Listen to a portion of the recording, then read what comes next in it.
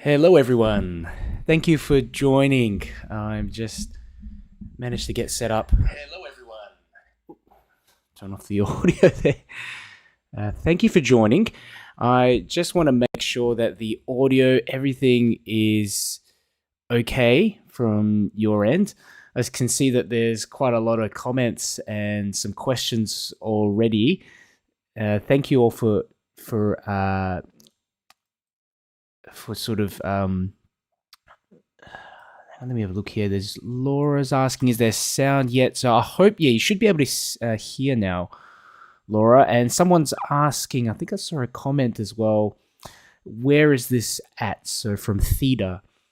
I'm not actually sure where this is from. I actually took this photo from Pixabay, which is a free reference photo website. And yeah, I thought it looked nice because it's it's a nice sort of fall scene. I know it's December, and for for those of you who are in countries where it's snowing, it's probably the opposite sort of feel. But I think this is a really good reference photo to tackle wet and wet landscapes, which is what I really wanted to show you guys today, what it's all about, because using wet and wet techniques, I think, is a bit scary for a lot of us when we're learning watercolors. I think we associate it with just mess and color blooms and just not being able to control what you're doing. But actually, wet and wet is probably, it's probably the biggest game changer in my painting. I guess in the things that I've learned and tried to improve over the years. And it allows you to paint a lot quicker and allows you to get in some really amazing contrasts. So I have a few photos here. Let me just change the focus on my camera because I think it's probably going to... Okay, that's better. Just keep it at a manual focus so that it doesn't zoom in and out on my hands.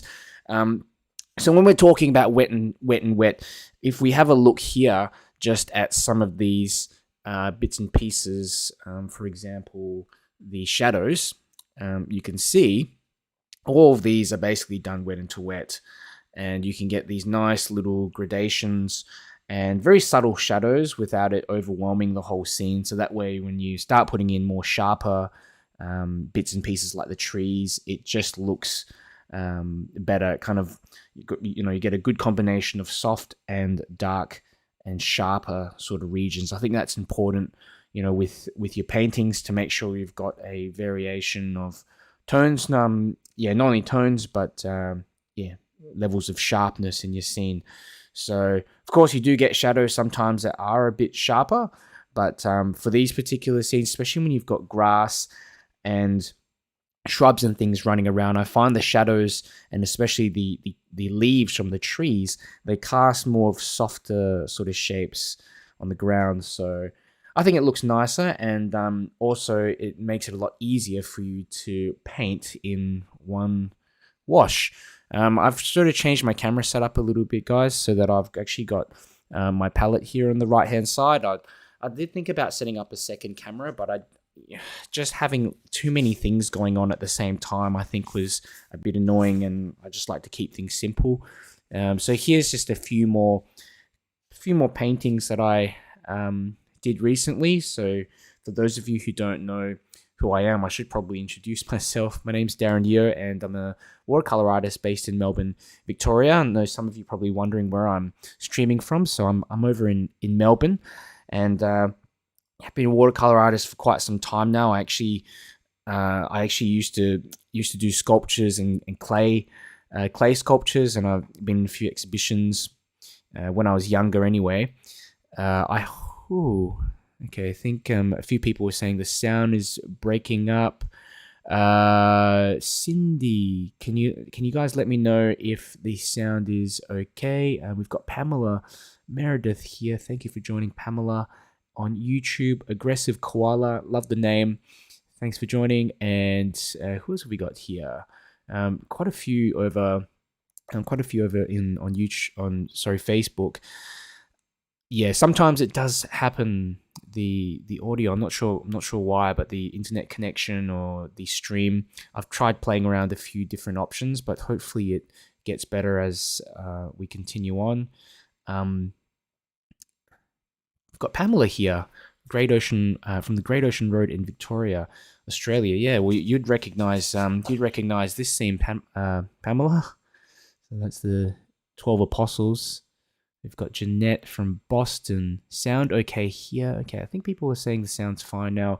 You might get that from time to time, guys. It might just sort of break up from time to time, but for the most part, should be okay. So here's a few more, and again, you can see just some of these wet and wet effects. And wet and wet is basically when you have an edge that's not really sharp. So for example, yeah, these trees here in the background. So you've got kind of like a softer edge. Okay, so here is more of like a wet on dry, where you've got this sharp sort of edge of this shadow running across the ground, and then I've actually just softened off a bit of that shadow there to kind of blend it a bit.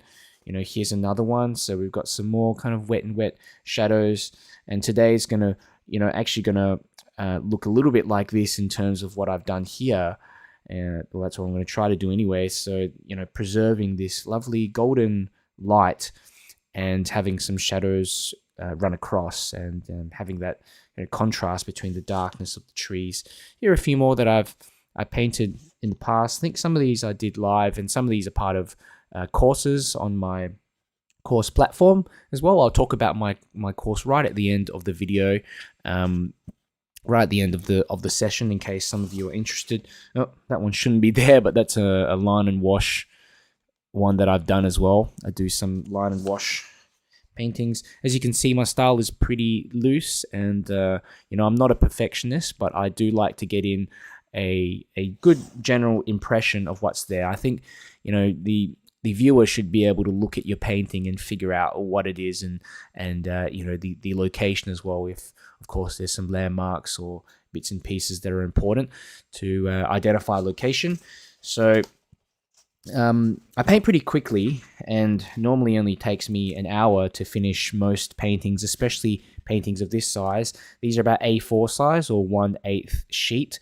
I find these a little bit better to do live as well, so that I'm not using gigantic brushes and getting paint all over the place. It's quite tricky when you're doing them live because there's a lot of equipment and things all over the place. We've got a few people from Montenegro. Feel free to leave leave a comment in the chats and get to know each other as well.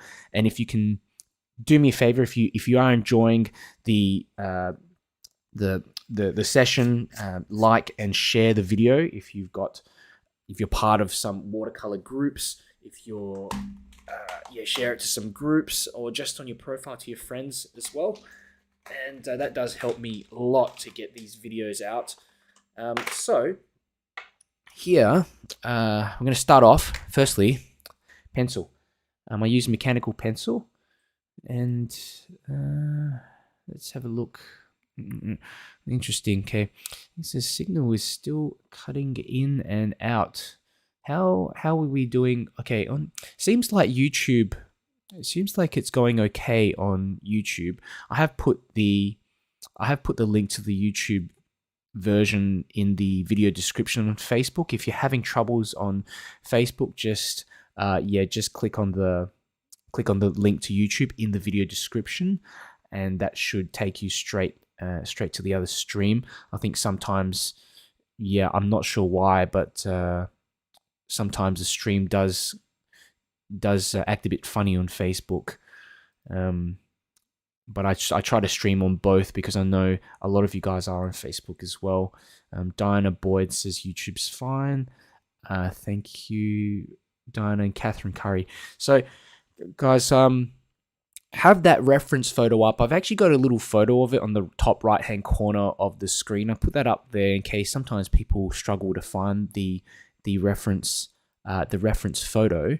So I'll put it up there, but I don't want to make it too large because, just so that you can see what I'm doing here on the right-hand side. I should probably move these paintings so I don't get paint all over them.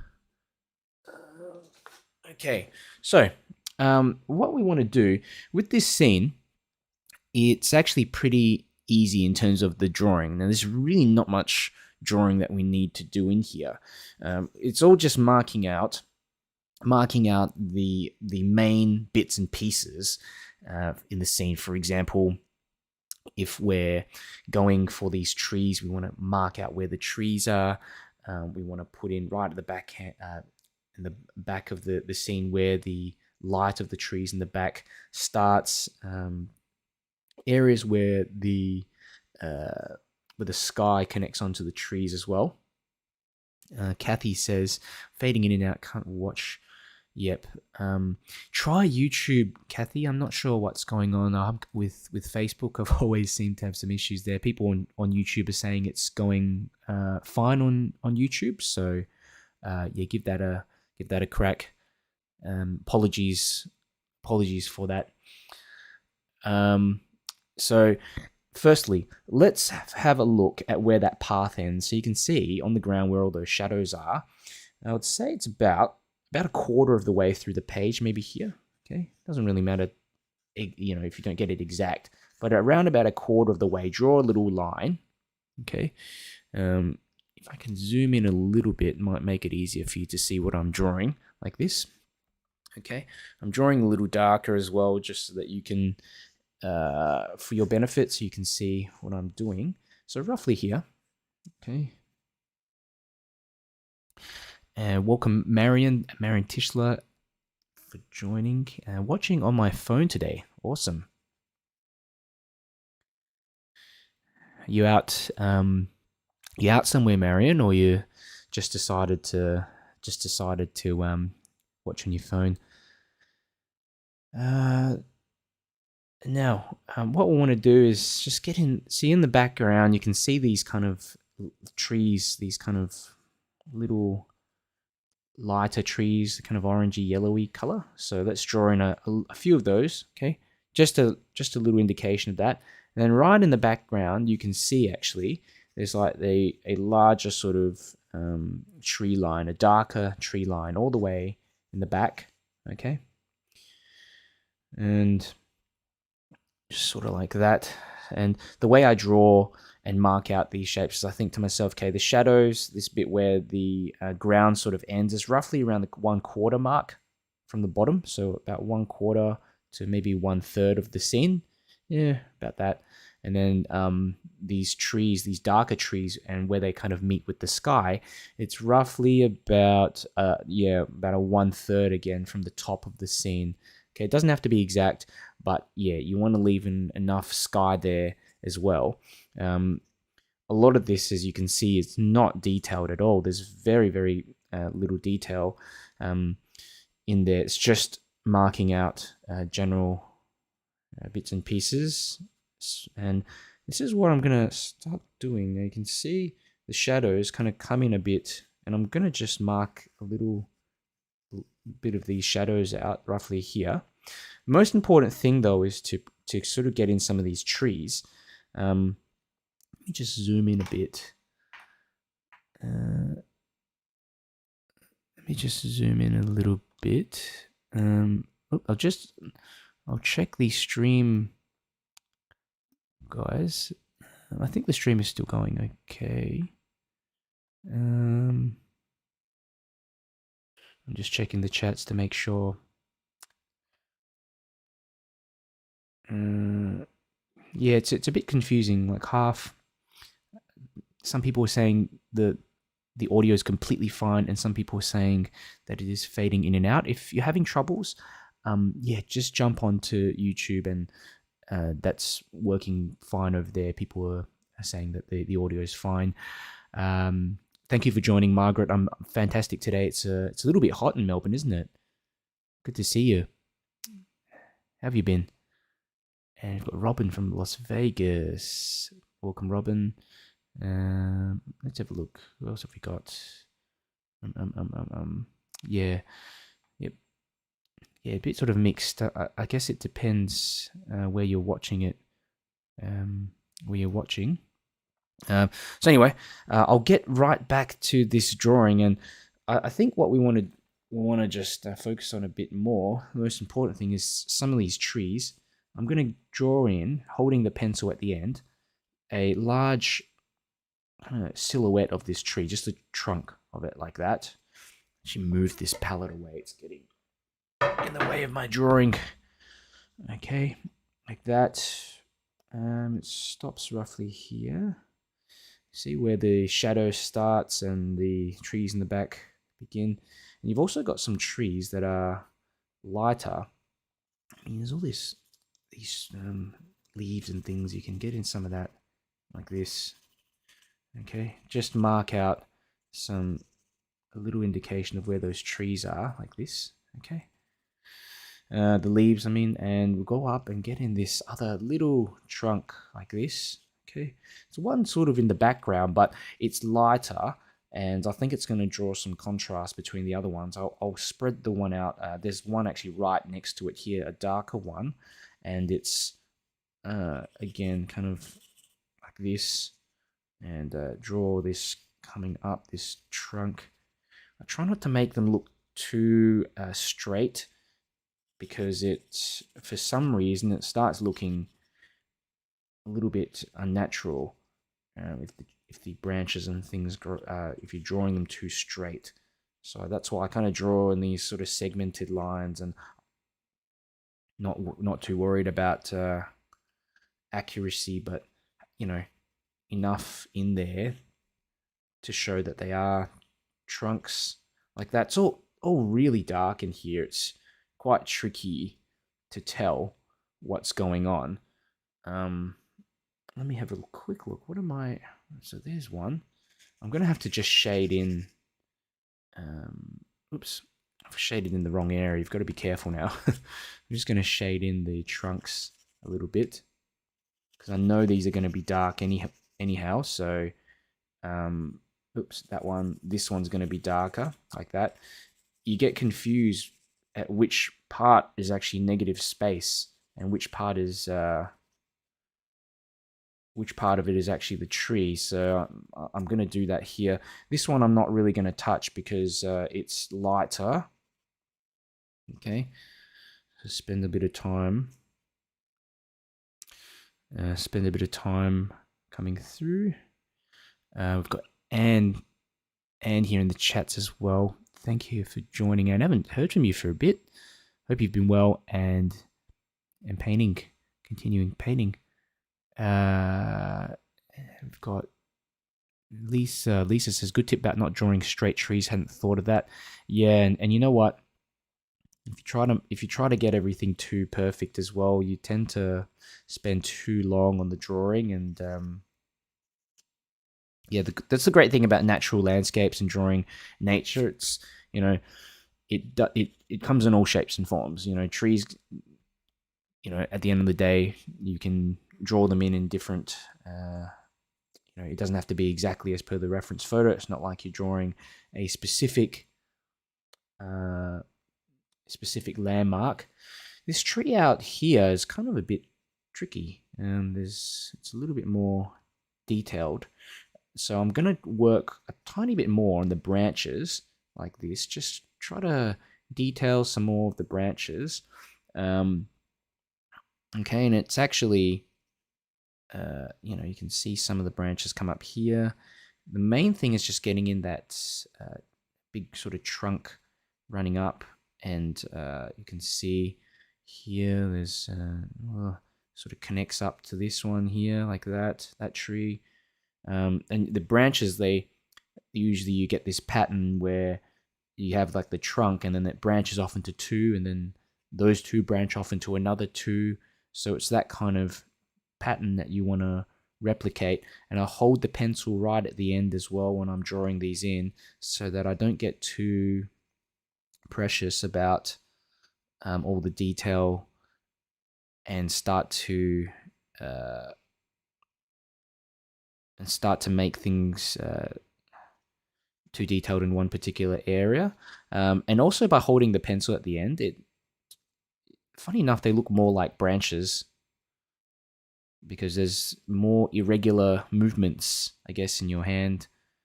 And as long as you got those branches running off in the directions, different directions, random directions, it's going to look like a tree. Okay, so check that out. It's a tree. All right, and there's tiny little branches all in the end. Don't worry about those little twigs at the end. The main thing I want you to focus on is just the trunk especially here at the base. You want to make sure that you've got a little bit more darkness there at the base. Of course, that you can see these little bits that are coming off the tree that you can actually indicate in pencil as well. I'll draw some of them in just to make sure that I don't forget to put them in with the brush later. The point is to leave most of this in for the brush, but this tree I'm detailing more because I actually quite like it. I don't know, it looks quite interesting to me, so I want to make it a bit of a feature in this scene. And if I can just add in a teeny bit more detail now, that will make it easier when we get into the painting. There we go. I think that's probably enough for that tree. I've spent too long on it. There's a bush here. I'm having a look to see what's the deal with all these trees. We're gonna have to make some of them come down a bit further, like maybe that one there and this one like here. Okay, like that. Because they actually come forwards a bit more, and if we're getting this shadow that's cast to the left, I think that's got to make sense. Like the tree, the origin of the shadows, which is basically these trees, okay, needs to kind of match up with the distance of them as well. So this one's closer, so there's going to be a closer shadow there. I haven't quite decided what the shadows will look like, but we'll see. We'll see how we go in a moment. I might actually change the angle a little bit because they look a bit too completely straight. Another thing I wanted to do as well was potentially add in some people. But let's firstly, before we do that, let's draw in that some more trees to the left-hand side. Irene says, sorry, stuff happening with the cats. Gotta go. No problems, Irene. Thank you for joining. I'm going to have a look at the... I'm going to have a look at the bits and pieces. Aggressive Koala says, I wish the reference photo is a bit bigger. The reference photo, I actually got I actually left the link to the reference photo up on the top. If you scroll up to the top of the chats, you'll find a link to it. You can download it and view it there.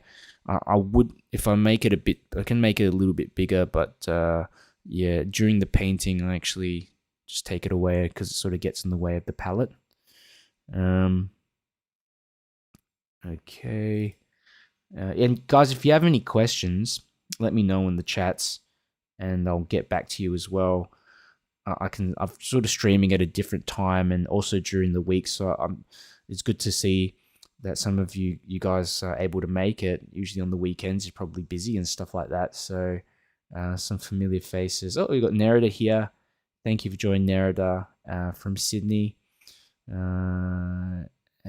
Margaret saying, thanks, Darren. Good, love this weather in Melbourne today. Yeah, it's been some really weird weather, hasn't it? And just been really cold over the last few weeks. So I'm glad that finally we've got a bit of sunshine. Alrighty, I'm going to continue on with the drawing to the left, and spending too much time on this. Let's just get in this, something like that. Okay, there we go. That's a tree. Comes down, not around here, roughly. Okay. And then we've also got some shrubs or whatever growing around the tree like that. There's another shrub or something growing here. I don't know, it's not a shrub really, it's a tree, isn't it? It looks kind of like that. Okay. You can see also in the background there are other trees, there's one growing roughly here, and you can see some of the branches and bits and pieces as well. You can see there's something here, something there. A lot of this stuff is really just up to you whether you want to put it in, okay? Because later on anyway, I actually like to put most of this in with some of the with the brush work. Okay, you can see there's a shrub here. There'll be like some shrubs here, there. Okay, the idea is to preserve this area in the front. All this lovely light. Okay, I did say we're going to put in a figure or some people. I'm going to put in a person here, and I'll start off with the head, which is kind of like a rectangular shape, and body also kind of a rectangular rounder shape like this. Okay, and let's put in some legs. There's one here, and maybe one like that. Could be a person walking into the scene like this. You could even put a little dog or something here in front, or we could have two people, just sort of deciding what's best. And I'm putting that figure right in this area, this sort of 1/3 mark. If we imagine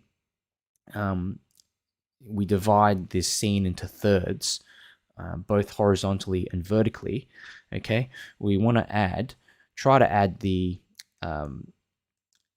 areas of interest on where those points overlap. So I've got one here near the tree, here near the person.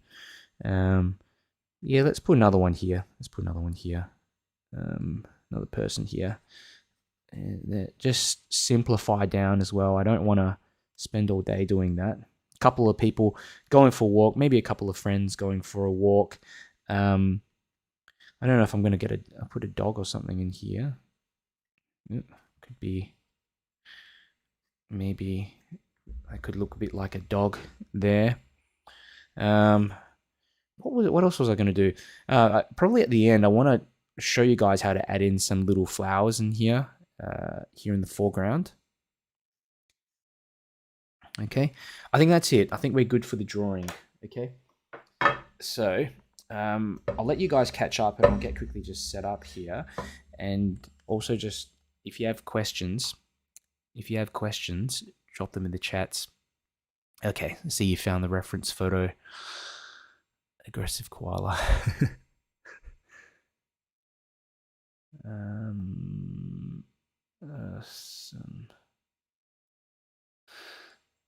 Just checking through. I'm just having a look through the chats.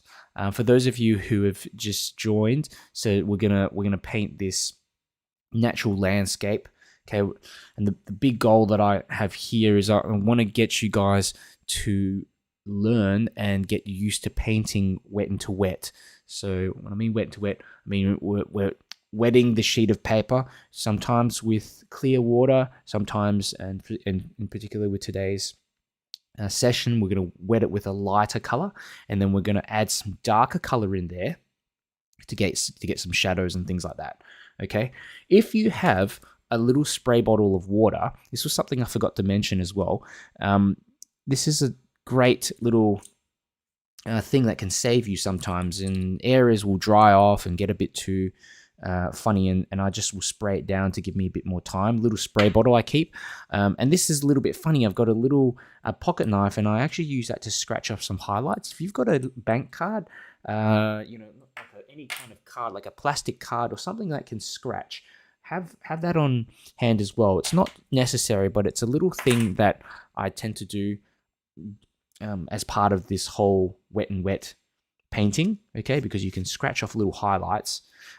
So the way that I paint things is in two basic steps, and those of you who've watched my lives before and my students on my course platform will know that it's the same with all of my scenes, where you want to paint all of the light first. So we're looking at the reference photo and really asking yourself where, what bits are the lightest and what bits are the darkest. Okay. And in this scene, it's a little bit easier.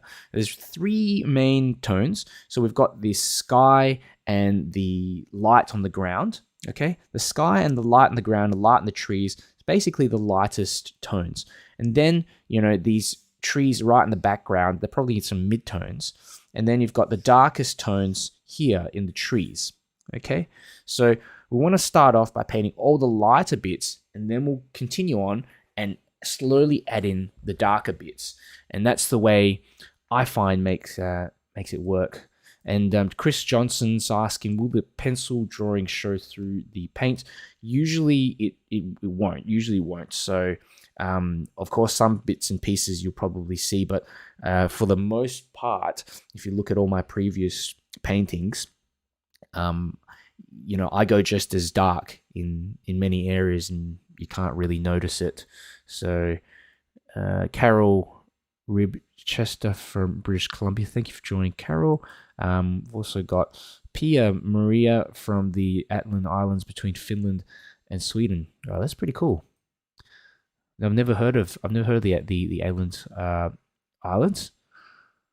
Okay, so let's get started with the painting. I think we all caught up, but yeah, remember, you know, if you've got questions, let me know.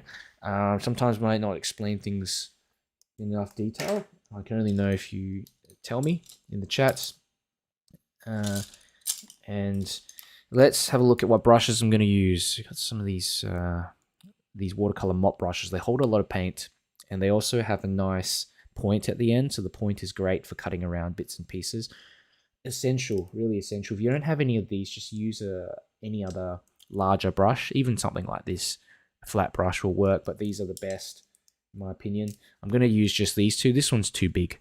This one's just going to cause a mess. I could get away with it, but I'll use these two.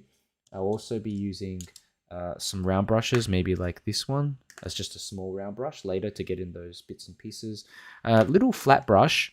Also, I like to use flat brushes to get in sharper shapes, trees, even softer shapes as well, because it doesn't hold much paint, but you get some interesting shapes. You can get some broader brush strokes, and then you can also get a nice point. So just the diversity of brush strokes you can get in from a little flat brush.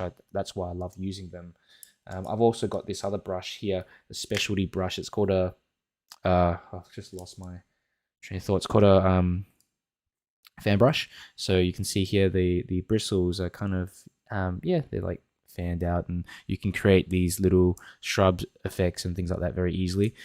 You know, as opposed to picking up a smaller brush like this and doing them one by one. You know, this is a rigger, by the way. This is going to be useful. Now, you don't need all these brushes.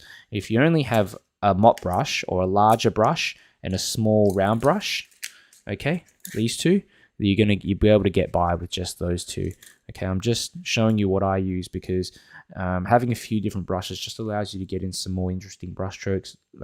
You can do a lot of these different brush strokes even with just the small round brush, but it just takes more time, and it's just easier when you've got a few different other sort of brushes. So these are kind of like my finishing off brushes, and these are what I paint.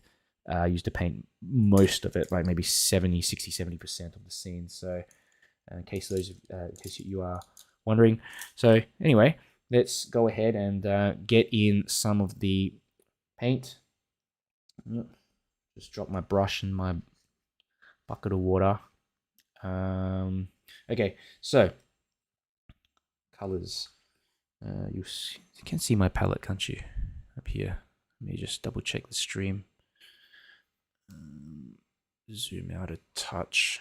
I don't want to zoom out too much so that you can't see what I'm actually painting. I think that should be okay. I'll go up here. Now, the proportion of paint is very important. I'm using a color called it's basically a quinacridone yellow. So it's a golden sort of yellow. If you don't have that, just use whatever you've got. Just use like a Hansa yellow or use a yellow ochre. I'm actually mixing some yellow ochre in here as well. Okay, and the proportion of water to paint is very important. It's something we always overlook as beginners, and it's not enough just to pick up the color and drop it in there. You know, you have to always keep in mind the concentration of color, and in this case we're making it 90% water and 10% paint. Okay, so very light. When you put it on, you're actually going to think to yourself, it looks too light, it's just a bit weak. Yeah, but trust me with this one, you don't want to go dark. Even with the yellows, you want that lovely transparent color to show through. It doesn't make sense at first because we don't have all the other colors in there and the dark colors. And see how I'm just kind of going over the top of the trees? It doesn't matter. A lot of this stuff anyway is going to be colored darker. Okay, so I'm just putting in the yellow And the reason why I put some yellow ochre in there as well, so here and here, is that I just want it to be varied enough so that we've got some different shades of yellow in here. The only thing I'm kind of cutting around is these figures. That's why this little mop brush is so important. You've got this tiny tip on the end, and the tip allows you to cut around these figures. Okay, because I want to get in some different colors for these people. I want some, some pink shirts or something like that. I don't know, something interesting to just disrupt all this yellow in there. So I've got, even here, I've got a bit of this color called titanium white. Okay, look at that. It's a kind of an off-white color. It's an off-white, buff titanium, sorry, that's what it's called. Okay, because some of these shrubs are not actually completely yellow. They're kind of like a sandy yellow, especially here at the front. Okay, look at that. Just drop it in. Pretty quick with it. Okay, we're not trying to get in details really at the moment. We're just trying to get in color. Okay, just a little bit of color. I actually thought it might be good to get a rock in here or something, some rocks. Yeah, we'll see how we go.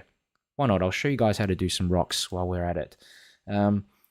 Let's put in a bit of, I don't know, maybe a bit of yellow or something in the trunks. I'm thinking whether I should get in some highlights in these trees of the yellow. And I don't know really whether I want to put them in or not, but if I start off by adding some in here, I know I can, if I want to later, I've got the option to do that. Okay, a bit of this stuff, which is brown, what do you call it? Burnt sienna, tiny bit of burnt sienna, which is like a reddish brown. I love this color. And you can drop it in. Look at that. See how I've dropped it in while the paint is still wet, okay? Or that previous wash is still wet. And that allows the browns to sort of seep in there, create a bit of this interesting effect in that mix. Let's put in a bit here as well for this tree. Some more yellow and sort of brownie mix. I'm just, look at that, just putting it in like that, okay?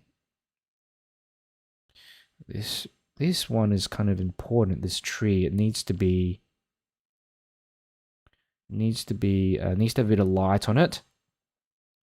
Okay.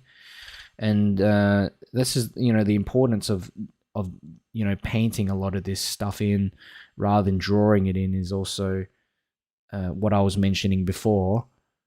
Okay.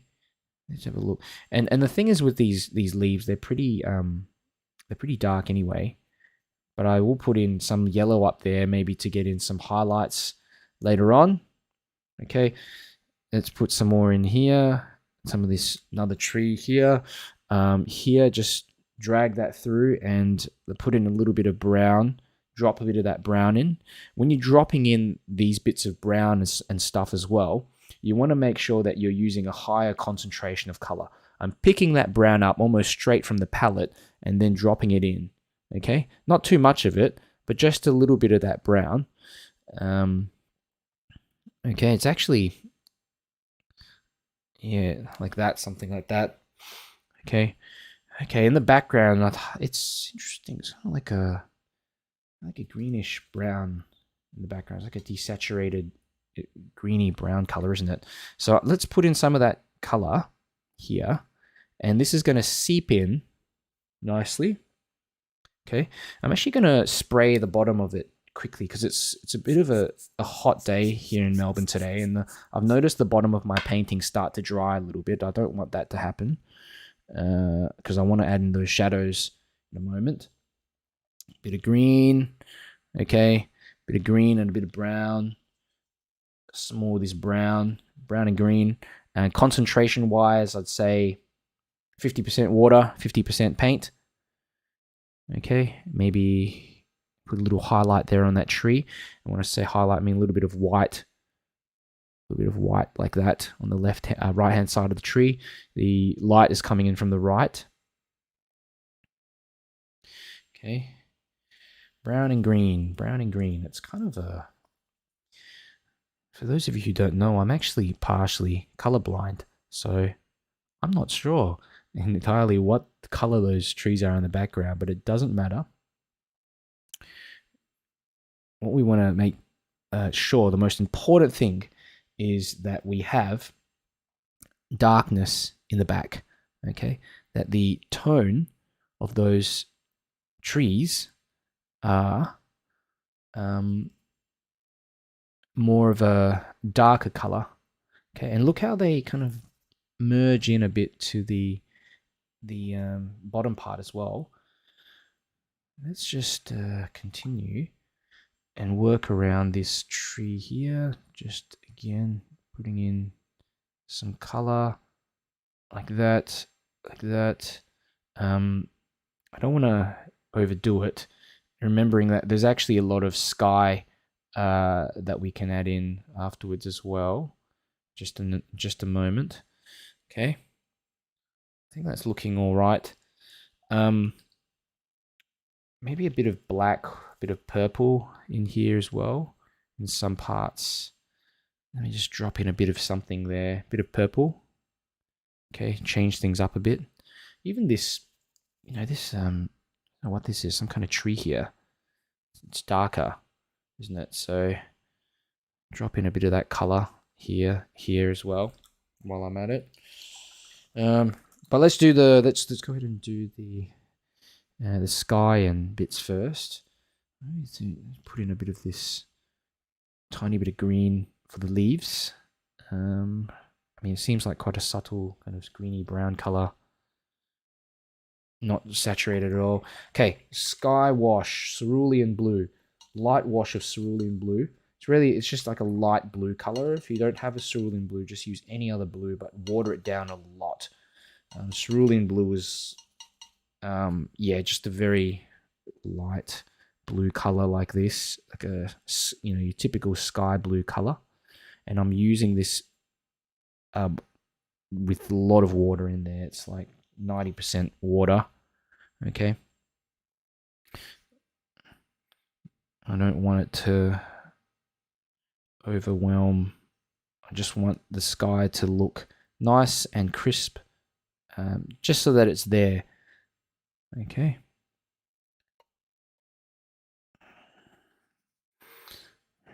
Oops, I'm gonna need some more water in here. Bring that down.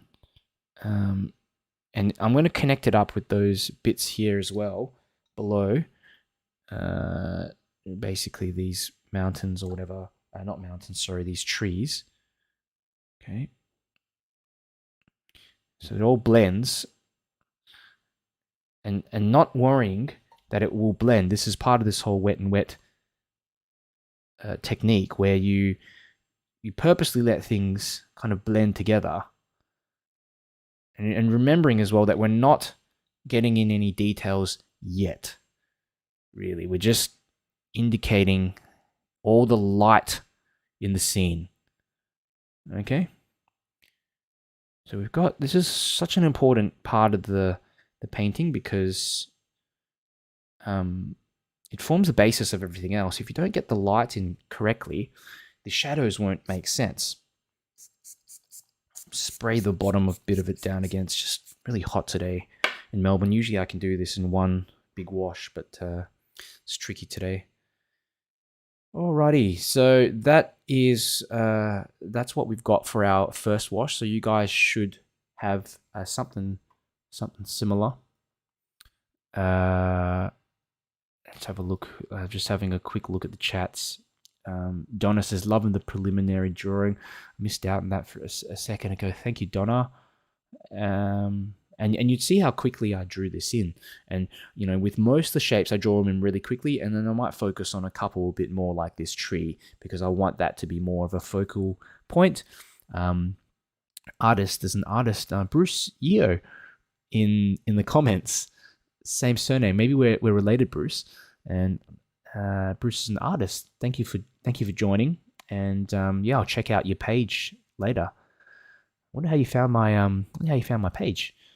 Donna saying, love it, we'll catch on the end, repeat time for bed. Where is Donna? I'll catch you sometime. And I'm just going to have a look at the other chat. So periodically, I'll just have a look and see.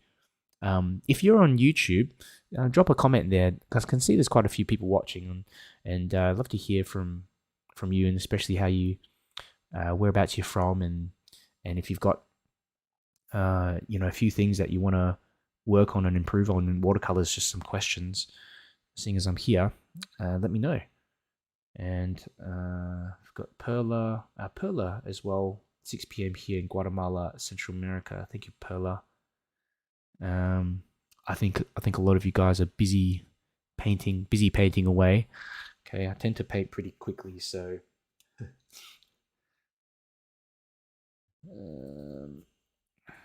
pull out that fan brush.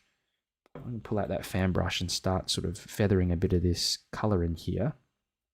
This is a bit of brown and a bit of green and brown. And the reason why I'm doing this is I just want to create some more blending with the background trees, okay, where the sky kind of meets these trees as well. And you'll notice that it's like a softer blend compared to what the reference picture looks like. And I want that to happen because I don't want too much sharpness there in the background. I want to create this kind of atmospheric looking scene, okay? And I'll start even here. Let's just go for it. Bit of brown, okay? There's like a shrub or something here. I'll also maybe use this little flat brush, okay? And we're adding in the shadows and all the dark bits, okay? Still painting in this first wash. We're just re-wetting it, okay? And this is why I'm saying, I was saying before how painting wet to wet really saves you time as a unintended side effect, really. And I used to wonder how some of my favorite watercolor artists, like Joseph Zabukovic, for example, how he managed to paint so quickly, and I'd be sitting here struggling for hours. And that's because when you paint wet into wet, you basically add in a multitude of details, and you're doing it in just basically one quick wash.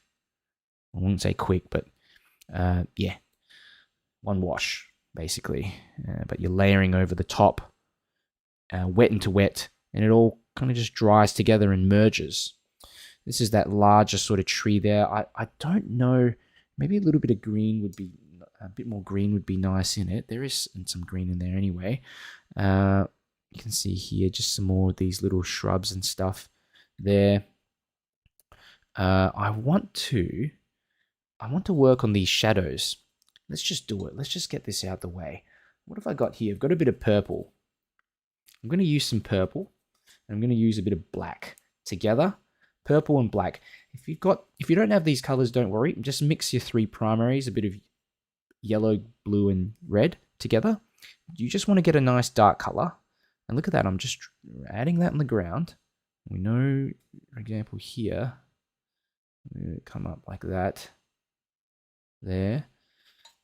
We're just putting it in while that paint's still wet. And the important step with this is making sure that you've got a very thick amount of paint. You're using maybe 90% paint and 10% water.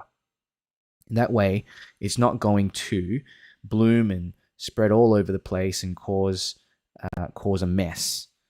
Okay, you want it to spread a little bit around, but you don't want it to be overwhelming. Okay, some of it even spreads a bit too much, so I just try to control that by picking up that paint again with the brush. Okay, but we know it kind of comes up around here anyway, like that.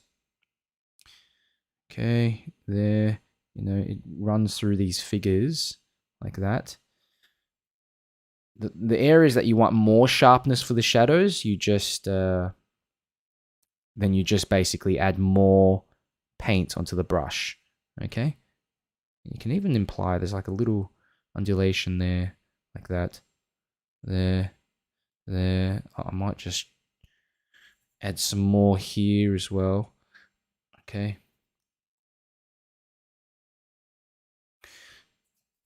Like that. And the trick is, again, using this larger brush to do it. Because the larger brush, the synthetic brush, doesn't hold much paint at all. but it allows you to get in sharper details. Okay. What we got here? There's actually a bit of wetness there as well. There, just being careful as well. Maybe a bit more yellow. Let's just put in a tiny bit more yellow. I've used some yellow ochre here. I just want to darken a bit of some of these shrubs. Add in some more sharper looking yellow shrubs. Again, with the paint concentration, I'm using very, very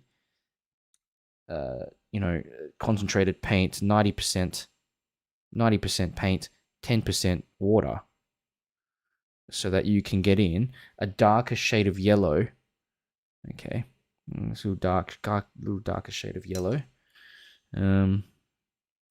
Even these trees out the back, I'm thinking to myself, some of them don't look as they probably should be lighter than I've portrayed them, but doesn't matter. Okay, look at that. And while you're doing these shadows, you'll notice that bits of the trees will slowly be starting to dry off, which is a good thing, because that gives you a chance to actually put in some of the details onto the trees. So this is kind of like my process of doing things, I guess. While other bits are getting ready to be painted, you're waiting for that right time to paint them, and at this moment, the shadows are the most pressing thing to paint, because you can only do these soft shadows while everything is still wet, right? Notice how I've also left a bit of this yellow running through. That's a little something I wanted to do as well, to just get some more variations. There's actually some softer shadows here. Just drop in some nice little softer shadows in this section, like this. That. They're kind of formed from the trees to the right hand side, but like maybe the leaves or something. So you can see there's little ones there. Okay, not too much. I still want to make sure this beautiful yellow color is still showing through. Well, I'll also show you how to get in some rocks and maybe some flowers here, just some improvised quick flowers.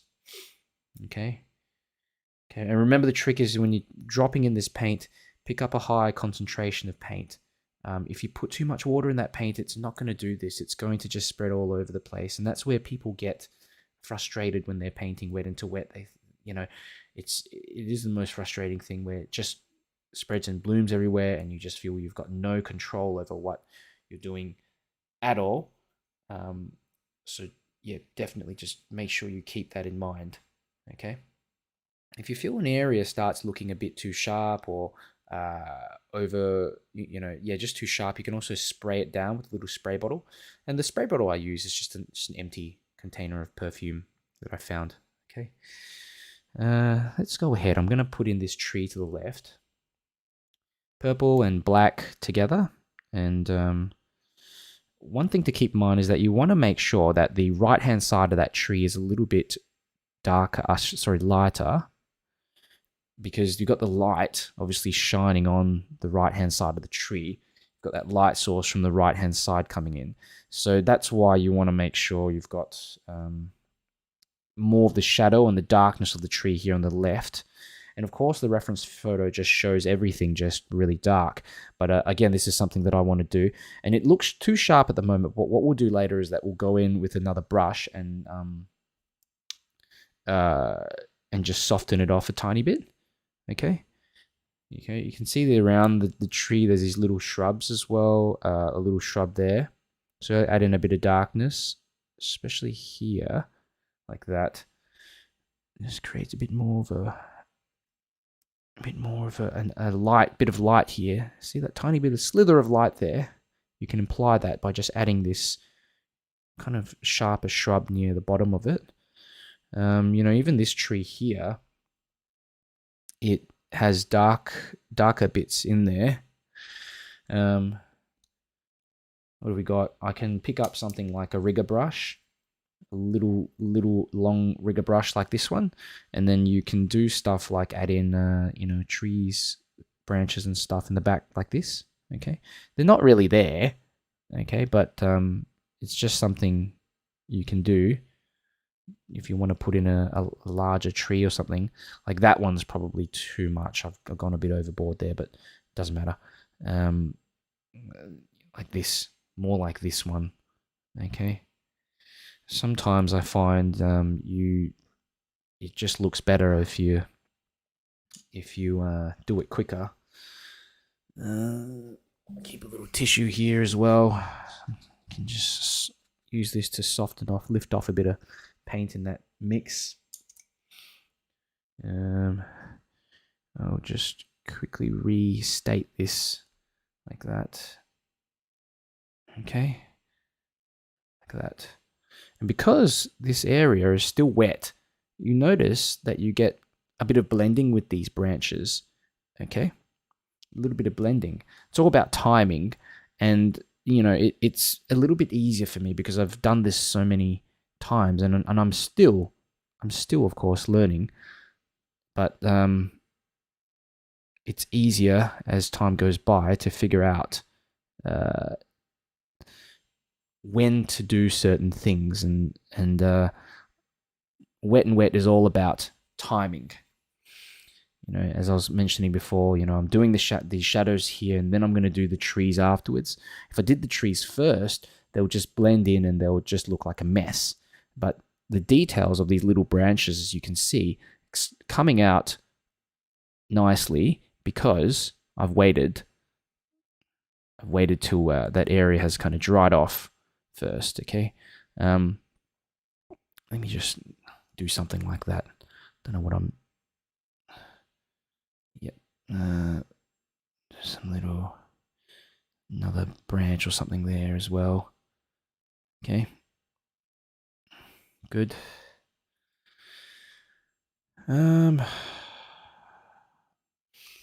This little thing that I was mentioning before. Use a little pocket knife, or if you've got turn up my light, it's a little bit tricky to see. Little pocket knife, and I'll use this, and check this out. You'll see, look at the bottom of the paper, and you'll notice that some parts are kind of starting to dry. Okay, they're almost dried, and at that point you can do this. You can scratch off little highlights. Okay, and why am I doing this? It's to create these little grassy highlights here on the ground. It's the easiest thing to do while the paper is still wet. Saves you from actually having to do it later on. I will still add some more later on, by the way, but because we've got all these shadows, I find that it helps to combine the light and the shadows, add something in here. Okay, bits of highlights and things. I can also just test the waters and see how the paint's drying as well on some of these trees. Scratch off a bit of that, just see what happens. Okay. So look at that, just little bits and pieces. There was a question about paper. Chris Johnson's asking, I see a lot of texture on the trees. Is this from the type of paper you're using? What paper you're using? So the paper is medium textured paper. You can also use rough paper, and compared to other papers, sometimes they're just undefined if you get cellulose paper, but also smooth hot press paper. When you're painting landscapes, I really recommend using paper with some kind of texture in it like this. So either medium hot press, medium or cold press paper. Also some rough paper is good too. I actually prefer cold press because I like to get in a bit of detail on my paintings, and by having some of this cold press, I find that I can get in those details a little easier. Okay, but there's a lot of artists that definitely use rough paper. They prefer rough paper for landscapes. So best to just try both. Figure out what's good for you. Okay. So look at that. I've just got in little details, a few little scratches here and there, and I haven't even I haven't even used my paintbrush. Okay, I'm using a little knife, but again, if you've got a little plastic card, something like a bank card, that works pretty well too. You know, I can even get in see like a little scratch out of this tree or something like that. See?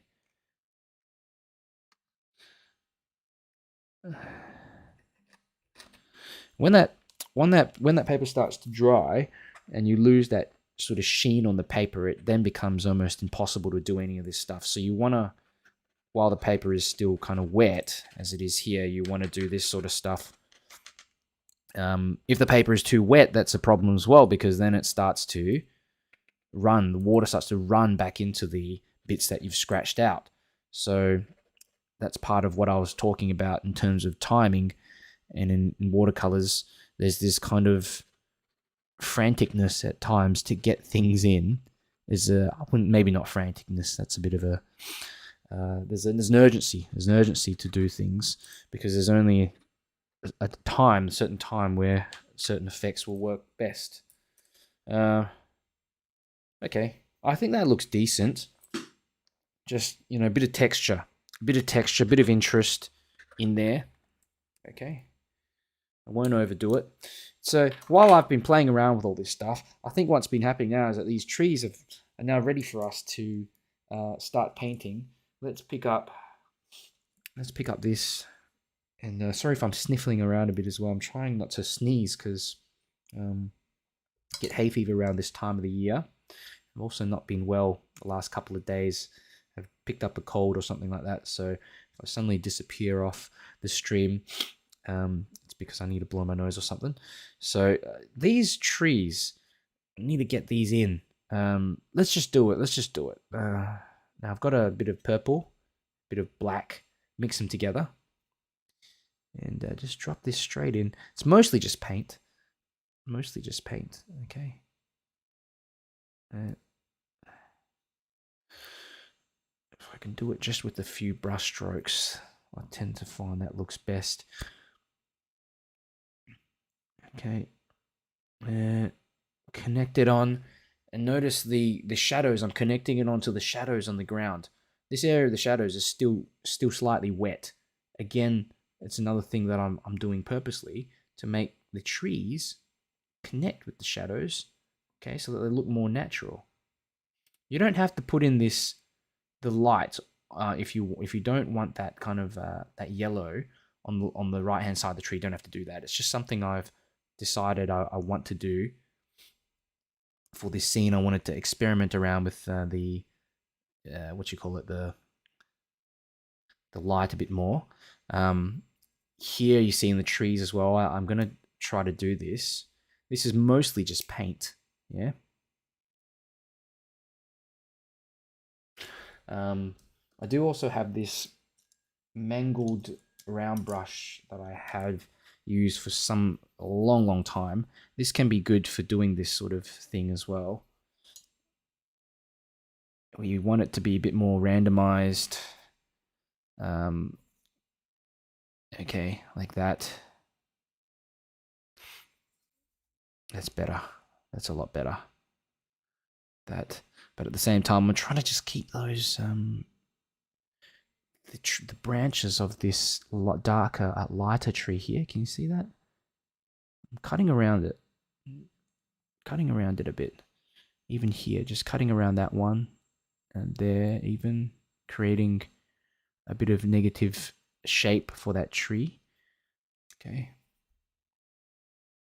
The trick is just, I mean, you can't color everything in dark.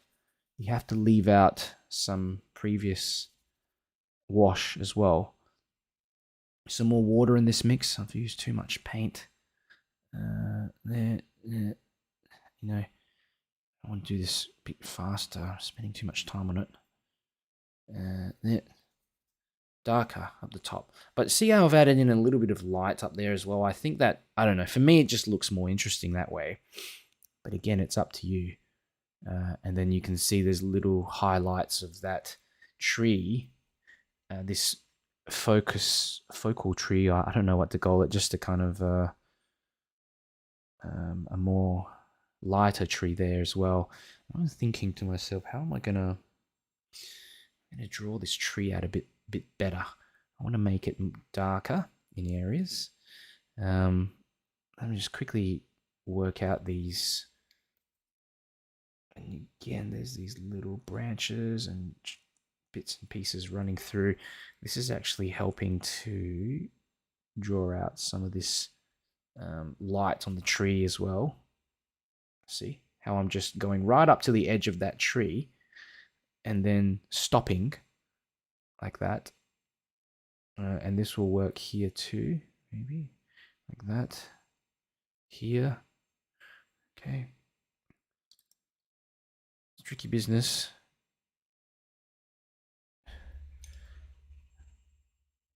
Okay.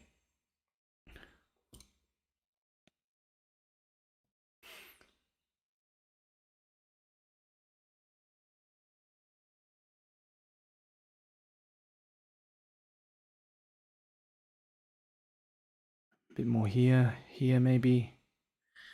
Okay, I don't want to go over it too much. I want to make sure that there's enough light left over.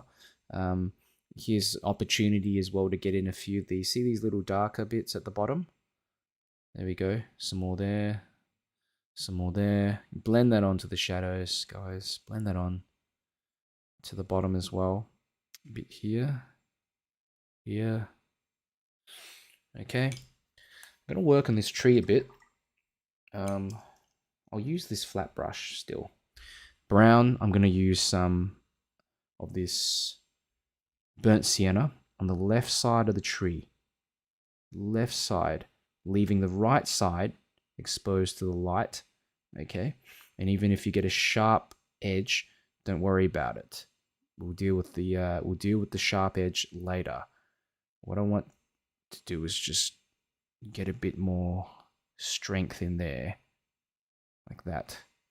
Because this tree is in the light. Okay.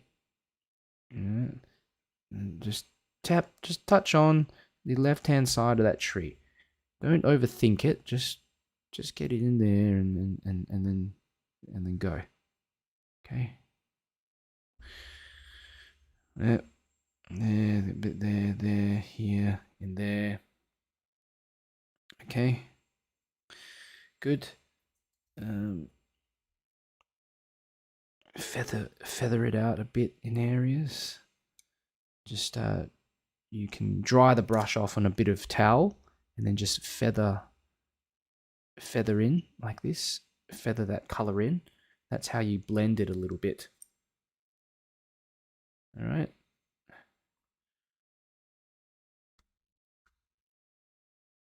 Bit too much at the bottom. Doesn't matter. Okay. We're really getting to it. We're probably mostly done here, apart from some additional shadows and bits and pieces. I mean, the majority of it, I'd say, is done. But hang around because I want to show you some little finishing touches. I think it's so important to just bring it all together.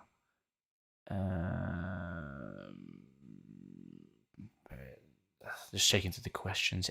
Anna from Poland. How you doing, Anna? Thanks for joining. We've got Catherine. Just checking on YouTube as well. We've got 25 people watching on YouTube. Catherine from Pennsylvania. Peggy Bert's been watching, doing acrylic commissions. Now that I finished them, I can go back to watercolor. Love your one wash, quick, loose style. Thank you, Peggy. I like to try paint in an efficient way, and I think it came down from me just wanting to see results very quickly when I started to paint. So I was trying to find ways to just speed up the process, and that's how I stumbled into wet in the first place. And as time has gone by, and I've built up a bit of my patience with the details and things like that, I've still found wet into wet to be one of the most enjoyable aspects of watercolor, because you can just get in so much this magical atmospheric feel.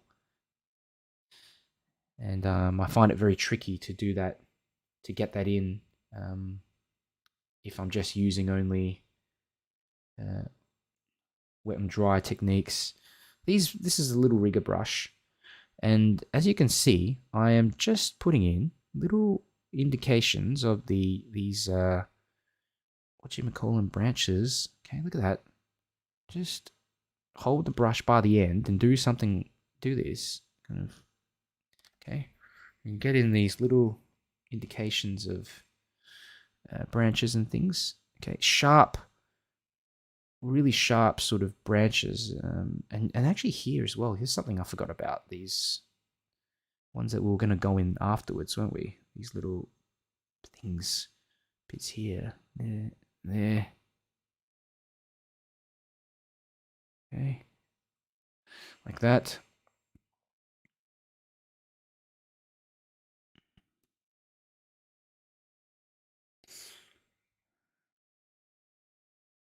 Try to paint things. Well, I like to try to paint things with as few brushstrokes as possible, and I find especially in watercolors, when you overdo it and you keep going and painting into an area again and again, you lose that translucency and that beautiful, spontaneous looking, the freshness, I suppose. Yeah, the freshness of it. It goes. So that's why I really advocate painting with fewer washes if possible. But with that said, I know there are a lot of artists that do paint with many different washes over and over again, but they're very careful in terms of in terms of going light with those washes so that you don't drown out all the light. Okay, that's a bit of something in there. More branches, you can just really put things in how you want. I mean, just these branches. I've stopped looking at the reference photo really. As you hold the brush further down as well, you can get in these kind of more little and detailed brush strokes. Okay, it's kind of difficult. I usually go quite close to the scene, but I can't. I've got a few things in the way, including the microphone. So I'll just do something like that. And look at how detailed that tree is compared to the others. Okay, maybe some more here. I'm thinking also there's one here. This tree kind of just in the background. I wanna just get in something a bit more like it just feels like there's an empty space in the center that needs a bit of detailing, and it will help to connect up the scene. I don't want to overdo it though, so just being mindful. And with the stuff in the background, you never need to detail that much because it's all kind of blurry and anyhow. So just a few twigs and things like indications of some trees that might be there. Like what I'm doing here, easy. So definitely gone more in terms of the what do you call it, twigs and bits and pieces. Donna says looks wonderful. Make it look so easy. Donna from Thunder Bay, Ontario. Yeah, look, it takes a while to understand and get that timing right. But once you get the process of how to do it, all your paintings start looking better because you basically just follow that same process. And when you're starting out, especially, it's very tricky to know what goes first, at what time, when to do it. Here is a little brush called a filbert brush. Now, you don't need to have one of these if you've got a round brush. If you've got a flat brush, use that. This is a brush that's used for blending. So pick up a bit of water on it, a little bit of water, dry it off, and then rub onto areas that you want to blend. This is what I was talking about before with the light areas blending with the dark areas on the trees. I said, look, don't worry about that bit if it's a bit sharper in the center. This is what I'm doing. I'm just sort of blending it together. This is a bit too early to blend actually up the top here in these trees. They're too wet still in here, surprisingly. And that's because the paper warps a bit, and I have a little pool of water here, which is just not dried properly. Looking at the comments, I'm just having a quick look here. I've got Shnolan. Good to see you, Shnolan. Glad you could make it, and also Rupa Mehta. Both of you, I haven't seen both of you for a long time. Probably because I've just been streaming less, and also on the weekends as well. I've got more time this month actually, and during January, so I'll be doing maybe some short little streams too. And just a reminder, guys, if you're enjoying this video, please do me a favor and like it, and share the video with your friends, and maybe with some watercolor groups on Facebook. If you're on Facebook, it helps me to get my videos out to more people. Shanolan says, everyone getting ready for the Arctic blasts coming through this week. Wow, it's like the opposite here, Shanolan. It's really hot in Melbourne, and I'm from Perth originally, over in Western Australia, and sometimes during Christmas it gets up to I think the worst was 43 degrees Celsius. I don't know what that is in Fahrenheit for you guys, but it's pretty hot. You can't do anything. They even closed down schools and stuff during that time. Margaret Golden says, really like the light in the middle of this picture. Thank you, Margaret. And with preserving the light is one of the most important things with watercolors, or painting in general. But watercolors, I'll say more so, because it's hard to get the light back once you get rid of it. Whereas in acrylics, oils, you can go over the top with lighter colors. With watercolors, you can't, basically. Thank you, Shanolan. And Perla says, love the contrast in the shadow section. Thank you, Perla. I hope you guys are doing well. Let me know how you're doing. Are you struggling with anything at the moment with this scene? And do you need a bit more guidance? Just let me know while I am here, and I will be happy to answer your questions. I use a lot of granulating paints as well. I'll zoom into this area and I'll show you at the end what it looks like. And granulation is, it's the most beautiful effects, because it creates texture, it creates detail in there that you don't need to paint. And anything that saves me time is a godsend, really. So again, I'm just using a bit of clear water and just adding that into this section here where there's like a sharper line between the shadow and the actual tree. And this is how I blend it on a little bit so that it looks more natural. You can use it. You can sort of leave it sharp if you want as well, but I just want to do this. This part's not dried. This part's dried, so I can sort of blend better there. Yeah. Sometimes you don't want to blend all of it as well. You want sharper shadows and contrasts in some parts. So it's really a personal preference at the end of the day. Okay. This tree here in the background, I've not really gotten much in there for the left-hand side of it. I'll just add in a bit of brown to make sure that it's visible there. Can you see it? There's this little tree there. It's very hard to see, but it's this sort of longer one there. Okay, that's a tree. Yep. And I think someone was asking about whether you can see the pencil showing through, and really I can't. It's maybe in little bits and pieces if you look quite closely, but it all just goes away underneath this stuff.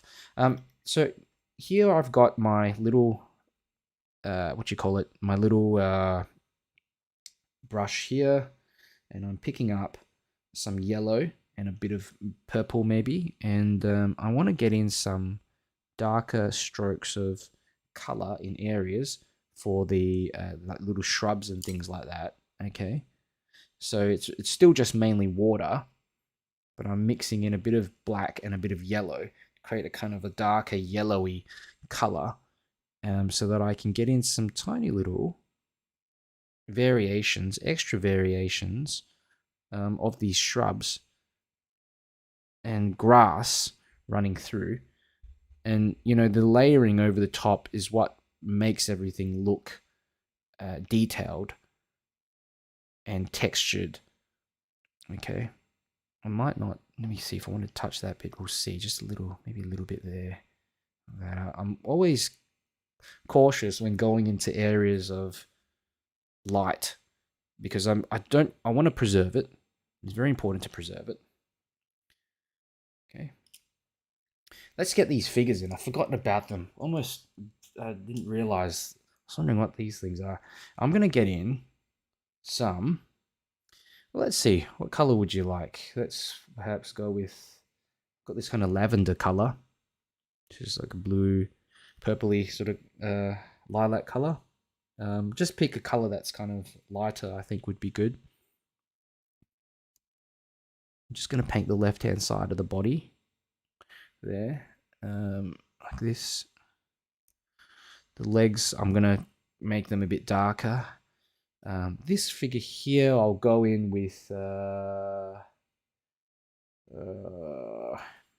maybe some brown and blue mixed together. Cooler.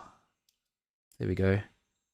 And leaving the right-hand side a bit more exposed for the light, just an indication of the light hitting that figure. And the legs, I'm going to pick up some black. Okay, let's just do this. Here's one leg here, and the other one here. Oops, that wasn't too good. Some more water. I'm using just almost pure paint here. Yeah. There's a leg. That. Another leg here, maybe in front. Okay. Good. Okay. Good. Bit more black, maybe on the left-hand side of the figure to get the indication of the shadow. Better shadow color. Okay, and then some shadows, of course, for the legs, like just the figures to the left, like that. Yeah, connect that up a bit more with the ground. Okay, I think that looks all right. Looks all right for the figures. And look, I can just keep on going really with this. I can continue adding in more details for the trees, bits and pieces in here, really bringing out the final contrasts of the scene. You know, might a darker bush sort of shape there, or a bit more darkness here, for example. Okay, like that.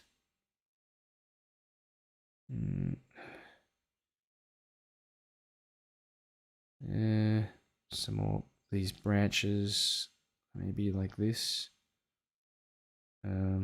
Extra contrast in the tree, like here. These nooks, these tiny little nooks and crannies in the trees. They tend to have a very dark shadow in here, and just a little indication of that can make a great difference.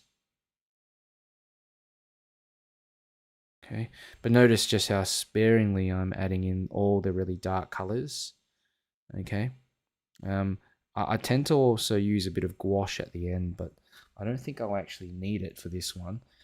Can we put on a bit of color for the hair, or just the top of the head like this? Yeah. I also tend to put in a bit of like color for the faces, a bit of red and a bit of brown together. Let me just try something like that. Okay.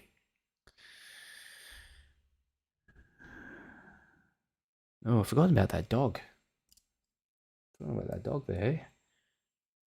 I did say I was going to put a dog in there. Try the little. I need a smaller, teeny brush for this. Okay. Start with the ears and the body, the tail, and then just some legs like that. Connect that on with a little shadow on the ground, and that could be a dog on the leash or something like that. There.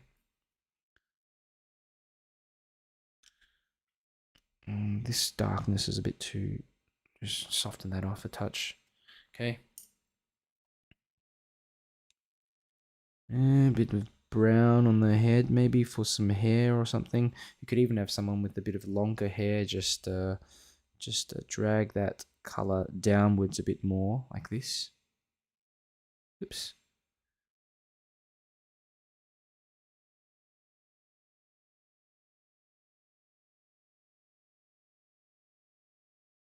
Okay.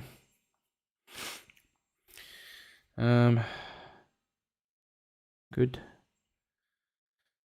Another finishing touch is some gouache. I don't know if you guys have any of this. It's a little bit of color that a little bit of opaque watercolor paint.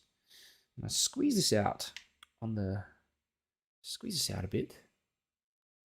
And what I do, I pick up a brush.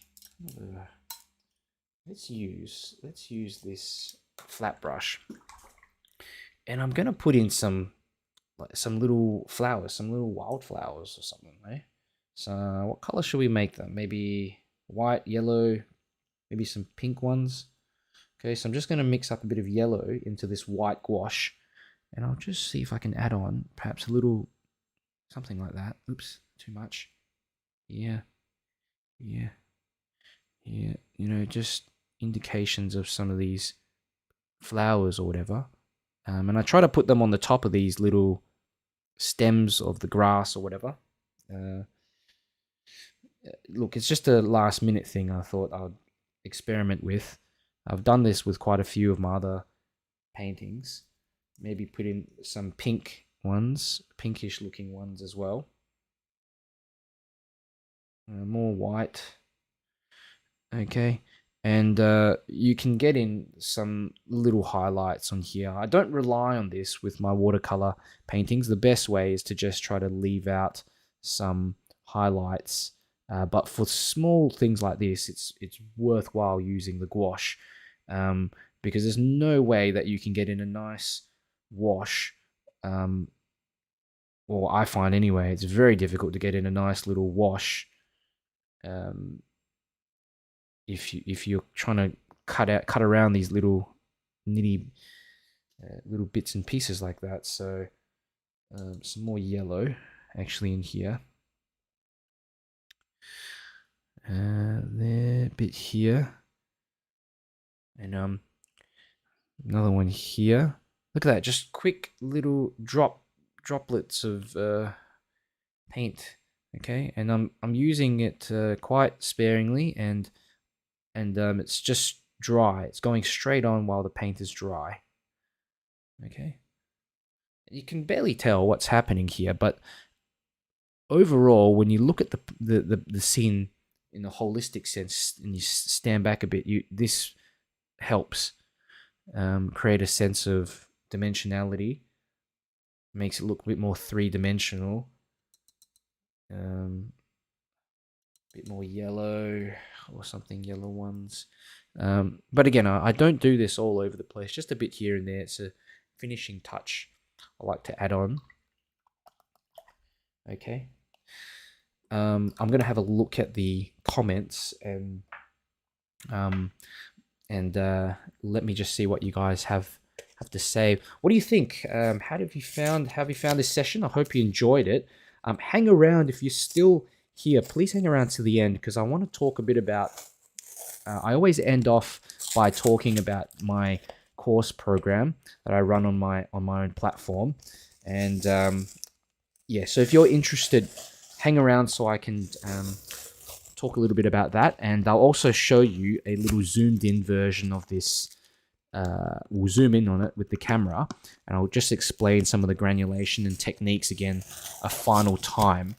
Okay, normally, so I think this took about an hour to do, but it really just depends on how much detail you want to put in there. I can sit here for 2 hours and make it even more detailed and keep on going. But I think this was sufficient to create this little scene. But make sure you pop your questions in the comments if you have any questions. I'll get to you. But what I'm going to do is just quickly talk about this program that I have running, and it's actually good news because this last weekend I uploaded some new about 11 new courses to my program. So this is what it is. I've been running it for some time now, probably about a year and a half, and I've worked with different course platforms, but I've found they're a little bit hit and miss sometimes with their policies and stuff, and I just wanted to run it myself the way I wanted to run it. So this is the Watercolour Essentials program, and you can see here, these are just some of the paintings. I mean, that one here on the left is a painting I sort of put together when I think 2014. I painted that, so I had no idea what I was doing, and it's kind of a bit embarrassing to show you this painting in the first place. But I guess the main thing is to give you a bit of inspiration, a little bit of hope, and to know that I've come from the exact same place in terms of picking up watercolors, trying to understand even things like basic drawing and using a brush, building that dexterity and your brush skills as well. I mean, I could draw, but I just had no idea really how to use a brush to paint and create detail. So I want, hopefully, in this session today, I gave you a little taste of what you can achieve over a period of time doing my, doing my tutorials, but also in this special program. So I always thought that one day, if I kept practicing and kept trying to pick up all these techniques, that I could have something that was, worthy to showing off to my friends, my family. And I've had a lot of points where going through, I just got stuck, and there were a few turning points in terms of wet and also learning things like tone. So this is what you get with my program, and you can find the link to it in the description as well, the video description, if you want to find out a little bit more about it. But confidence is a thing I think that a lot of beginners struggle with when they're painting, and confidence comes from competence. So understanding what you're doing, understanding the process, kind of what we've been talking about today. And if you don't understand, what comes first, at what point to do it, then you're flying blind. And so I help you understand things like perspective, drawing, very important, the drawing, because it's a plan, timing and how to do things, when to do things, like in wet. There's also brush techniques and water control, which I talk about quite a lot in more detail, in a lot more detail than I've gone through today. I've even got a course in this program on tone. So that is kind of just creating elements of light and dark, like what we've done today, where we have preserved the light and created this lovely sort of shadow shape coming into the scene. It's really the magical component that pulls together and makes your painting look three-dimensional. Layering, so you can see my process today, painting in 2 layers, but I go through in my program in a lot of detail how to layer in with different subjects, and sometimes I might use 3 layers if I want to add extra details, but mainly 2 layers is enough in watercolors. Anything more, I think you can overwork it. Colors as well. I think colors is something that people struggle with, and I'm going to show you how to simplify that in terms of just choosing a few colors that you can mix together and pretty much paint anything. And vision, of course, vision is something that I think is super important, and people don't really talk about much in watercolors because we often look at a reference picture and we just try to imitate that reference picture on paper. But when you're painting watercolors, I think it's important to make it your own. And so, for example, today I thought, well, this is a nice little scene. It would be good if we had two people walking through, or, I like that tree there, but I just want it to look a bit more detailed, maybe to have some more branches, or I just wanted some indication of some flowers on the ground just to change up the mood a bit. So that kind of thing is what I guess part of what I'm talking about when I say vision. Making it your own, deciding to yourself and asking yourself, what scene do I want to portray? Do I want to just portray a scene with its trees and there's no one in there, and just a nice little nature scene exactly as I see, or do I want to change it up? And at times, the reference picture is not going to be sufficient in terms of what you see in your mind's eye and what you want to portray. And often I cut down images and reference photos to make them more simpler as well, so that people can, I guess I can focus in on details and create a better scene than the reference in many cases. So this is what you get if you sign up for my program. It's 70 courses in there. It's a huge amount of videos and basically everything that I've put together, all my premium videos and courses. Okay, and last on the weekend I just uploaded another 11. It took me a few weeks to edit them and record them as well. So you get instant unlimited access through my platform. And again, like I said, hundreds of hours of paint along demonstrations, as well as the ads-free version of these workshops that you're attending right now. That's one of them. So you can learn at your own pace, and they're also narrated in exactly the same way in real time. These are a few of the paintings that I've done recently, and some of them are in the past as well. These are all included in the program. There's many more in there. These are just a few that I've picked out and to show you some of them. As you can see here, it's 30 minutes, 30-minute urban landscapes. Okay, how to simplify a scene down. I also have line and wash. So you can see here I'm using pen and watercolor together, and that creates a little bit more sort of detailed looking scenes. But at the same time, you have this beautiful softness of the watercolor in there as well. These are sort of some house and building landscapes, some more bits and pieces here. There's many courses in there. I think that's an Australian landscape course that I put in there as well. There's a lot of material in there, so just cycle through there. I won't go through all, well, I haven't got them all in here anyway, but it's just a little taste of what's in here. And also, here are some of the student testimonials, and you can also go into my group, Watercolour, Jesus, what is it called? Watercolour Mentor Community on Facebook, and you can see some of my students' work on there as well.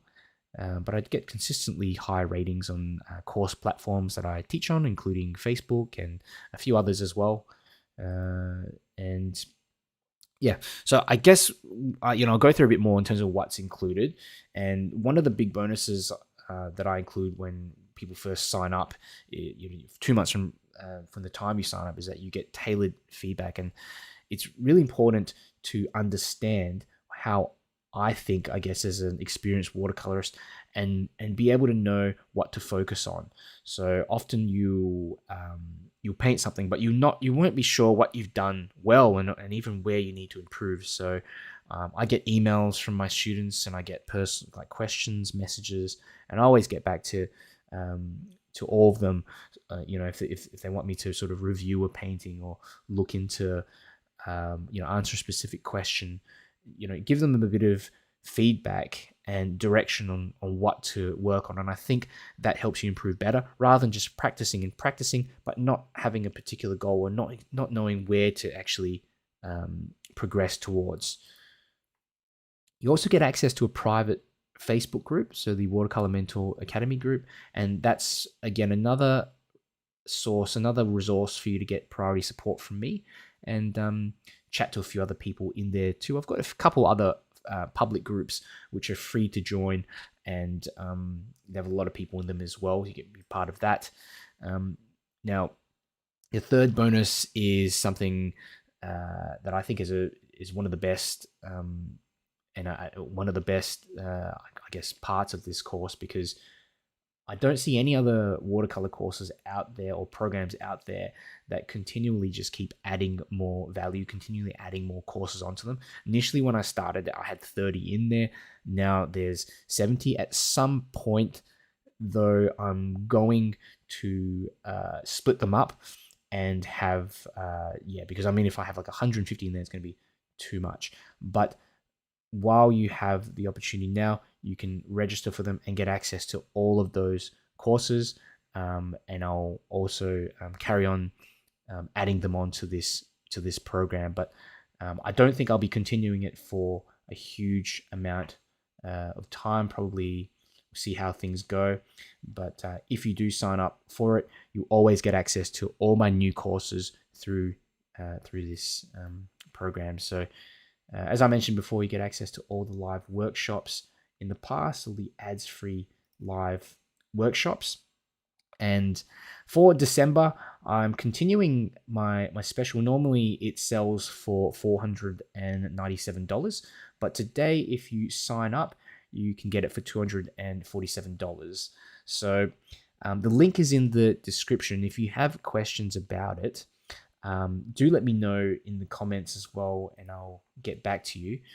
And or you can just type enroll in the chats as well, and I can give you a hand in finding the link or what have you. But it's more just questions. I know some of you probably wondering, but that's about it.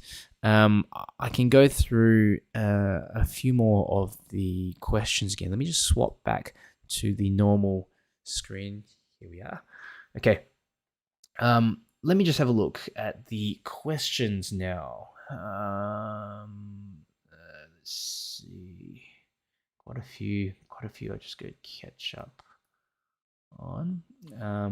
Hey, I hope you guys have found this session useful. And I'm quite happy with how mine's turned out in terms of just preserving this light in here. I've changed up the scene. Didn't take all that long to do, as well, as you can see, by using kind of wet and wet techniques. Let me zoom in and have a look at some of the granulation effects. Oops.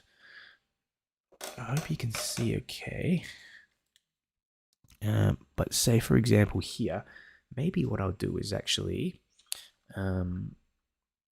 change the focus on the camera so that it looks a bit more, so I can actually bring it up to the camera. That's a better idea. Okay, that's better. And so you can see here just at the bottom where we've got these granulating effects. Okay, it may be difficult to see a little bit up close, but the paint dries in an inconsistent sort of manner when you're using granulating paints, and also sort of separates out into its constituent colors, and that creates textures and makes it look like there's some grass or some extra detail in there that's not really there in the first place. And that's why I love using granulating paints where possible. I'm gonna have a quick look at the questions on YouTube. Catherine Curry says, do you use mainly transparent paints along with granulating paints? Yeah, so I've answered that mostly, but yeah, mostly granulating paints for landscapes. It's just a preference. Though, for example, on the trees, I've used more transparent yellow paint on the trees. I also find the transparent paints tend to have more vibrancy, and yeah, just have a lot more vibrancy, and they're clearer as well. So some people prefer that style, but with my landscapes, I do prefer them to have more granulating. Peggy says, you do a lot of cityscapes. Please add more landscapes to your sessions. Sure. I need to take some more requests from you guys as well for the next one, if you have any suggestions. And yeah, if you found this one useful, this session useful, please share it as well on some watercolor groups you're part of. really, really help me out. Catherine's asking, what granulating paints do you use? So, uh, yep. So yellow ochre is one of them. I've got brown ochre here, so yellow and brown ochre. I use cerulean blue, that's granulating. I also use some purples. Now this one is like it's actually part of the Schminker range. Where is it? I might have the tube here with me. If I can find it.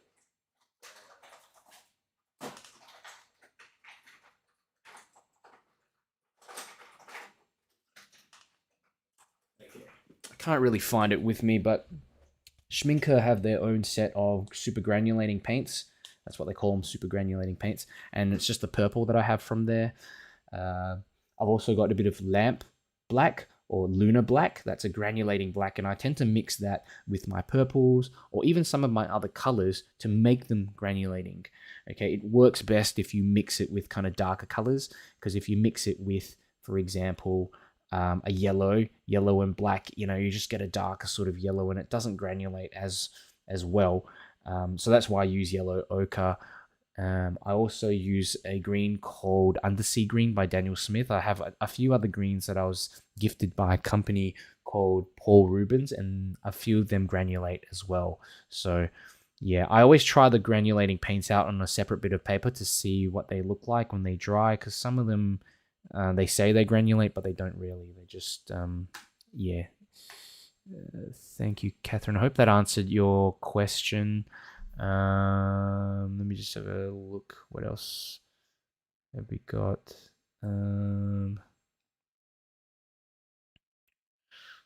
Marion says, thank you, Darren. Yeah, have a great Christmas, Marion. Thank you for watching. And we've got here, just quickly having a look through the chats. Ruth Harris, cheers from LA. Thank you, Ruth. Carolyn, love, it's fabulous. Thank you. Thanks, Carolyn. I hope yours turned out well.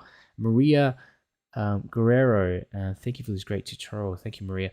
And what did you guys find the most, if you're still watching, what did you find the most challenging part of this scene? I guess in terms of like techniques, or was it the wet and wet shadows here on the ground? Was it the detailing? What would you like me to cover more next time, and maybe in more detail? Let me know. And Cindy says, thank you. I'm a long way from what your outcome is. Yeah, look, and Cindy, you've done really well to make it to the end, and you got to remember that it's a lot of this is just brush mileage and practicing and understanding the timing, and it takes a while for you to get to the stage where it becomes second nature. I find with watercolors, you're always thinking, is it the right time? Should I add this now? Should I not? So it's requires your constant attention, but you will get it. You will get there, Cindy. So well done for making it through to the end. Pamela says, "Thanks, Darren. Wonderful as usual. Thank you." And I hope your painting turned out well. Isla Jurgens Zulak says, "Love where you have arrived from when you've started. You do provide hope." Yeah. I sometimes look back at those paintings and think to myself, how did I do it? But yeah, along the way there are certain things that help. For example, focusing on tone. Don't worry too much about color.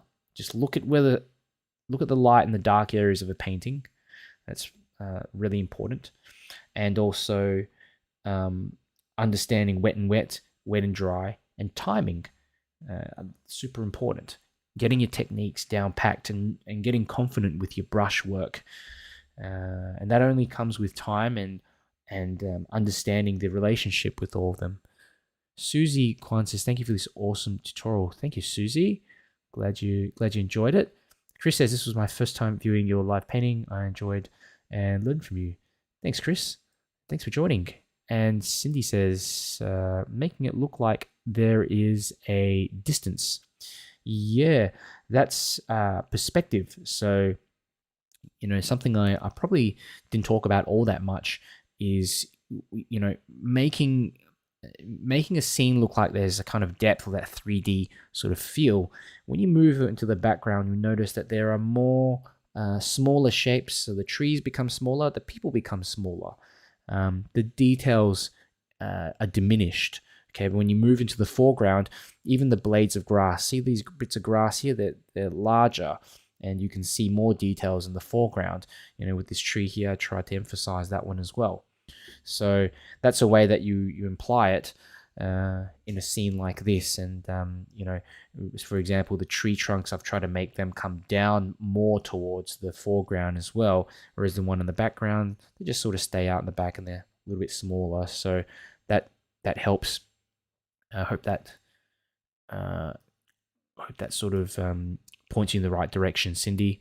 Pat Newman says, thank you. Appreciate it, Pat. Looking around at some more. Catherine's got a few more comments. Thank you, Aggressive Koala. Glad that you enjoyed it. Catherine says, I was shocked that you didn't start with the sky. Yeah, it's actually something I've been doing recently, and the reason why is because the blue, it tends to just mix in with the yellow and create greens where I don't want it to be green. So I always start with the yellows first because they tend to contaminate very easily with the blues. Like you can see here, that's kind of turned a bit greenish, yeah? So if I go in with the yellow first and let it dry a little bit, then at least the blue doesn't run into it that much and start to mess around with it. And of course, the challenge with doing the sky last is that you then can struggle with getting in some softer variations. And so that's why I sort of added in these trees here at the last point, these background trees, and then I put in the sky after these background trees so that it would blend a little bit better. I didn't really want it to blend over in here, so it's good that I added it in at the last part. But yeah. Catherine says, I do find the timing of wet and wet is the most difficult, but like you said, it's all about practice for sure, and conscious practices as well. Here's a little trick. Here's a little tip. I wrote this down in a previous post. Just draw 3 little rectangles on a bit of paper, or just separate a bit of paper out into little rectangles, and wet each of them down with some water, and start painting in, putting in a bit of paint to the first square straight away. Wait 30 seconds, try it on the second one. Wait a minute, try it on that one. Just sort of try painting wet into wet onto paper of different sort of wetness. So sometimes you want wait until it's kind of damp. So, and that way you can predict in your mind. You sort of realize, okay, well, what I want to get in this tree, or put it in here, and it's spread everywhere. So I probably should wait a bit longer. And so that's how you kind of learn, I think, through these little practice sketches. And I always have a little sketchbook I carry around and practice things with for that reason.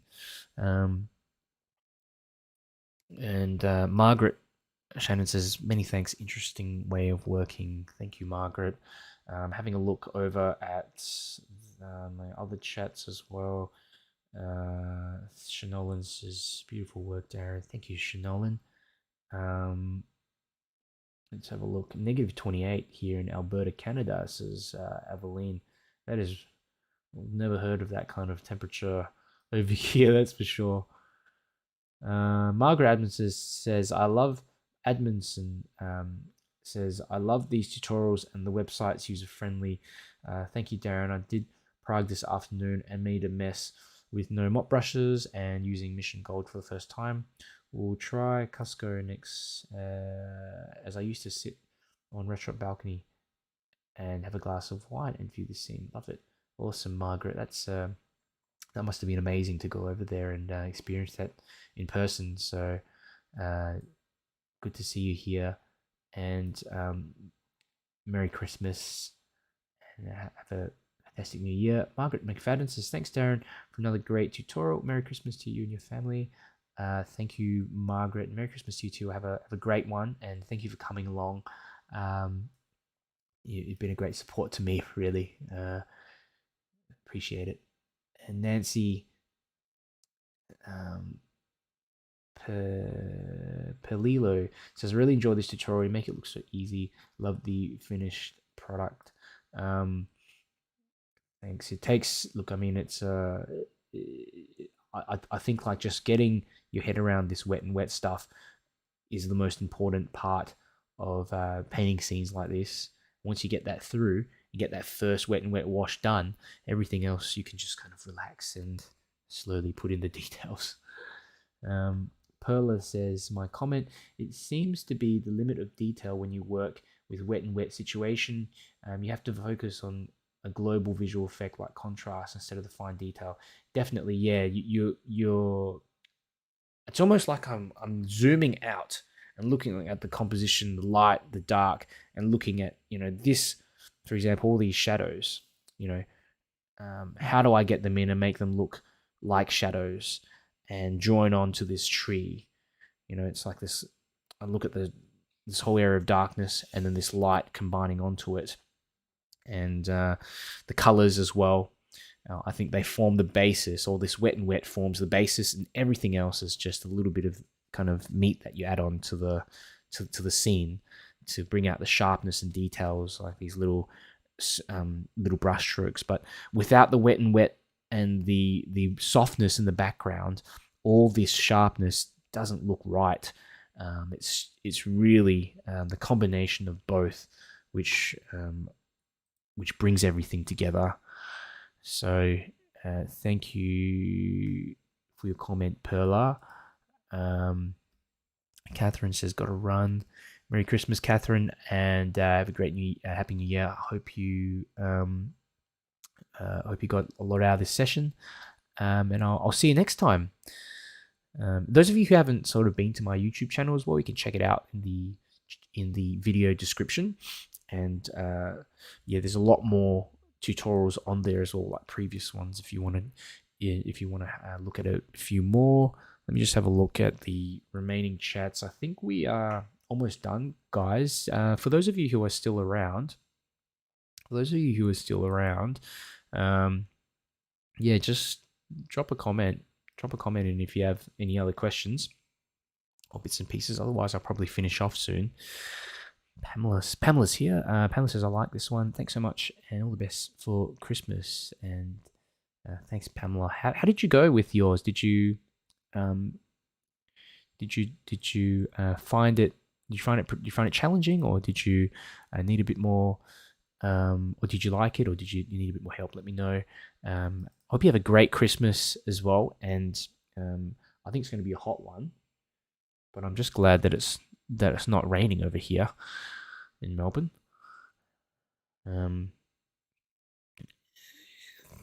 Just having a look through.